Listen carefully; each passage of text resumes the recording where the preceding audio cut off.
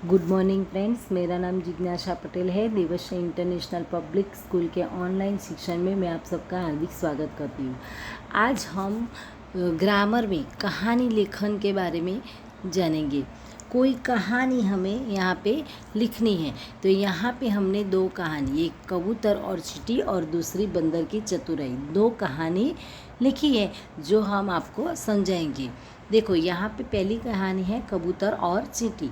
जब भी हम कोई कहानी लिखते हैं तो पहले कहानी की शुरुआत में पैराग्राफ रखते हैं, थोड़ी जगह छोड़ देते हैं और बाद में लिखने की शुरुआत करते हैं। देखो, यहाँ पे पहली कहानी है कबूतर और चींटी। तो एक नदी थी, એટલે કે એક નદી હતી, उसके किनारे एक पेड़ था, તેના કિનારે એક ઝાડ હતું। पेड़ पर एक कबूतर रहता था અને એ ઝાડ ઉપર એક કબૂતર રહેતું હતું। पेड़ के नीचे एक चींटी रहती थी, એટલે કે ઝાડની નીચે एक कीड़ी रहती હતી। एक दिन कबूतर ने चींटी को नदी के पानी में डूबते हुए देखा। एक दिवस थयुं शुं कि एक कबूतरे एक कीड़ीने नदीना पाણીની અંદર डूबता જોયું। उसने फ़ौरन एक पत्ता तोड़कर चींटी के पास फेंका। તેને ફોરન એટલે કે જલ્દીથી ઝાડ ઉપરથી એક પાંદડું તોડી અને શું કર્યું, કીડીની પાસે નાખ્યું। ચીંટી પાણી से पत्ते पर आ गई।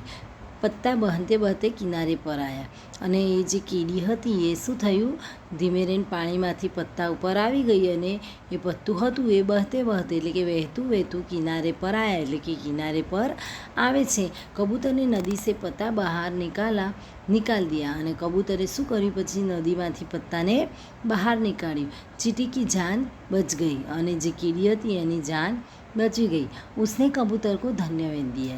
जो चींटी थी इसने कबूतर को क्या बोला, धन्यवाद, आभार माना उसका।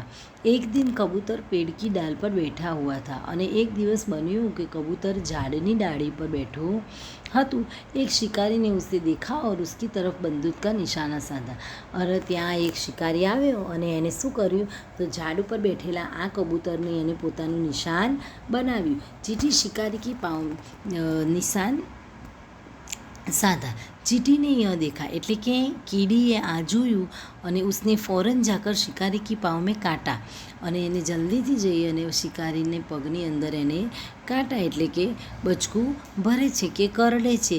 शिकारी दर्द से चिल्लाया। उसकी आवाज़ सुनकर कबूतर उड़ गया અને એમ બનવાથી શિકારી જોરથી બૂમ પાડી ગયો અને એની બૂમનો અવાજ સાંભળી અને કબૂતર ત્યાંથી ઉડી ગયું। चींटी ने कबूतर की जान बचाई।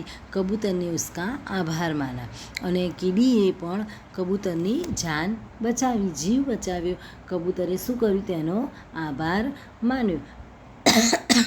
આપણે પણ કોઈક વાર કોઈક વ્યક્તિએ આપણા પર કોઈ આપણી મદદ કરી હોય ત્યારે આપણે એનો આભાર માનવાનું ચૂકવું જોઈએ નહીં।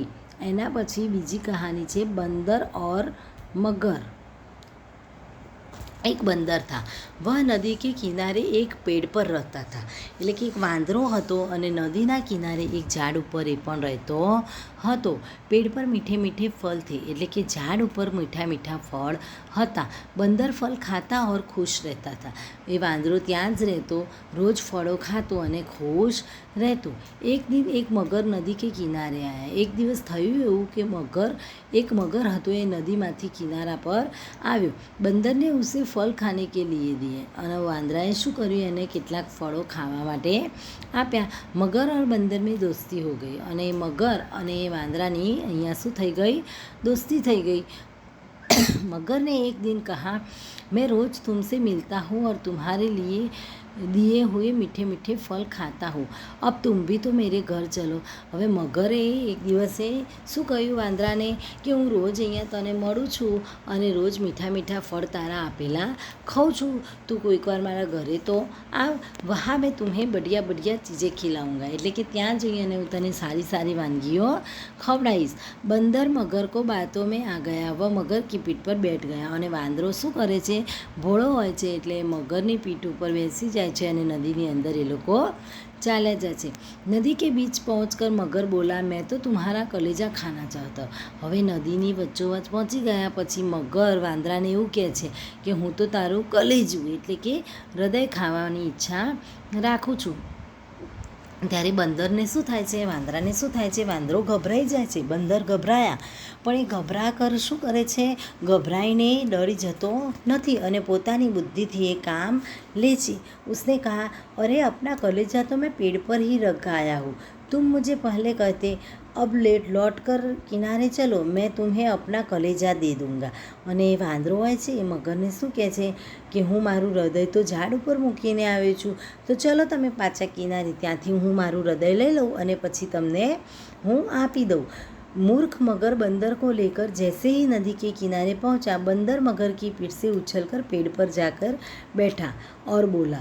હવે જે મૂર્ખ મગર હતો, જેને એવી ખબર ના પડી કે કલેજું એટલે કે હૃદય પોતાના શરીરની અંદર હોય, કોઈ દિવસ શરીરથી અલગ પાડી શકાય નહીં, એટલે એ શું કરે છે, એને લઈ અને પાછો કિનારીએ જાય છે અને કિનારીએ પહોંચ્યા ત્યાં જ તો વાંદરો શું કરે છે, ઉછલ કરે એટલે કે છલાંગ મારીને પોતે ઝાડ ઉપર બેસી જાય છે અને બોલે છે કે મૂર્ખ કલેજા કહી પેડ પર રખા જતા હે.